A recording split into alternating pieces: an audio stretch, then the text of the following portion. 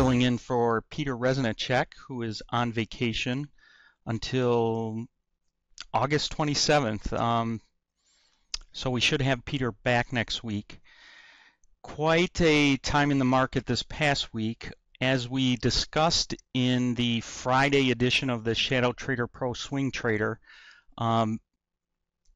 we were looking for this weekly bar to close higher on that day, and it did. So it left us with this bottoming tail bullish price bar on the weekly chart.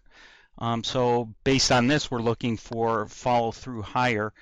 If you look at the daily chart, what we'll need to look for probably this coming week is how the market reacts when we get up to this descending trend line and also the 20-day moving average. I thought I would throw into the video a quick update of the money flow indicator that we follow, or we actually track here at ShadowTrader. You can see that on Friday we did have a nice boost in money flow. There was lower volume, but the majority of the volume that took place on Friday was on the ask, so there was active buying in stocks. The other picture that I wanted to show you real quick was just a follow-up of, I think it was on Tuesday or Wednesday, we discussed a new indicator that is now included on the TOS platform. The symbol for the indicator is right up here in the left-hand corner, and it's a measure of NYSE stocks that are making new highs minus NYSE stocks that are making new lows. And in that issue, we talked about whether or not the indicator this time was going to match the prior pullback level, and it did not, and it reversed back higher over Thursday and Friday. So that's a nice indication. At least we're back to an even number of stocks making new highs versus new lows.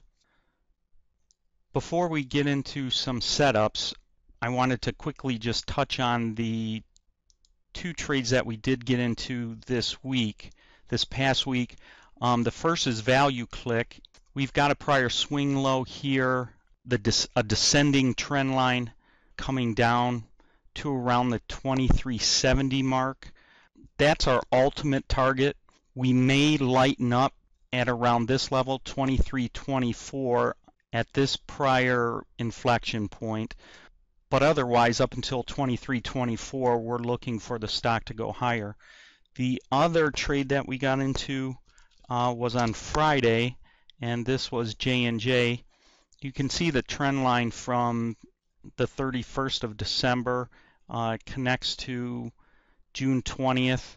Extend that out to the right, and it brought us out here.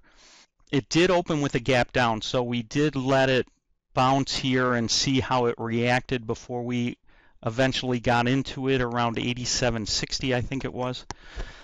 And as it proceeds higher, we'll have to keep our eye on this descending trend line on the daily chart, and the 50-day moving average comes into play there, and that's around 89.90-ish, maybe a little lower. So we'll look to take partial profits probably in that range. We do have some good setups that we'll be posting this week.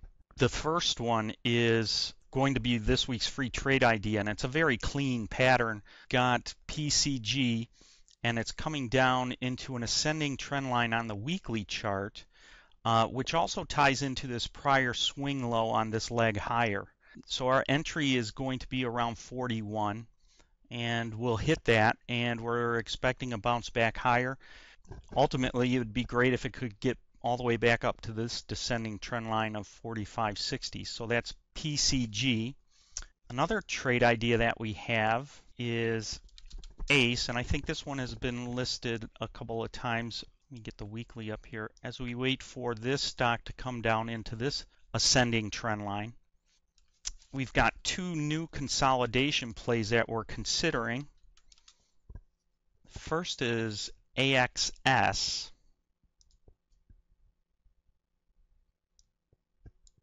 And I The reason that I really like this one, it really caught my eye, was you can see the consolidation here, but what I really like about this chart is how it was brought up to this level, the 20 MA, and then the bears took over and brought it lower to the bottom of the range, and then the very next day that was completely shut off. So anybody that got short in here had a rude awakening the next day, and that breakdown failed. Now we're back to the prior high, so we could see a breakout here in this coming week, and then we've also got the open gap here. So this might be a nice trade up to the 50 MA and even possibly to the top of that gap around 45.30. The other consolidation play is EW, and this one has an open gap, which makes the consolidation play even a little more attractive. I hope you can see that.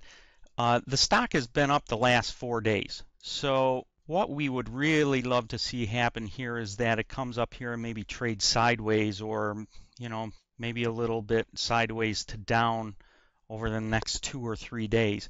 It becomes a little higher risk if it just breaks the prior high after 4 days without resting. We'd love to see this thing rest and then break higher. So keep that in mind if you set an alert to play this one. If it breaks higher on Monday, we would be more cautious about taking the trade. Another bullish trade or long trade idea that we'll have is Comcast, which is also coming into an ascending trend line. And if we bring up the weekly, that starts all the way back in November of 2012. It's got one touch here in the week of June 17th. And as you can see, it's almost there. And if it reaches there, we will definitely be considering that trade. Next one is Entergy, which was profiled in the Thursday ShadowTrader Pro Swing Trader, and we've had good luck trading this particular stock. We'd love to see it come down into these lows. It did move up on Friday, but you never know. So we've got our alert set down here at the prior lows, and we'll be looking to get into the stock at that level. And a final long play, and the last long trade idea for the video is in Coca-Cola, and that's KO. We're looking for the stock to come down to around 37.70, and that trend line starts off of the 10.3 2012 low, and it touches the it's the 10.3 2011 low, touches the 12.31 2012 low, and then it's extended right. So that is 37.70 on that entry. And the last trade that we have for today's video is a short in ARLP. This would be a play into overhead resistance, a reversal play at overhead resistance at about 83.50. And you can see on the daily how the stock does trade rather splashy. So in other words, when it reaches a certain level, it'll move right back in the opposite direction. And that's what we like to see in support and resistance plays.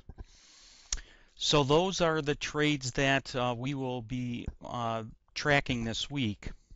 And again, Peter is back on the 27th. We're looking forward to having him back this week. And for everybody here at ShadowTrader.net, we wish you good trading and good night.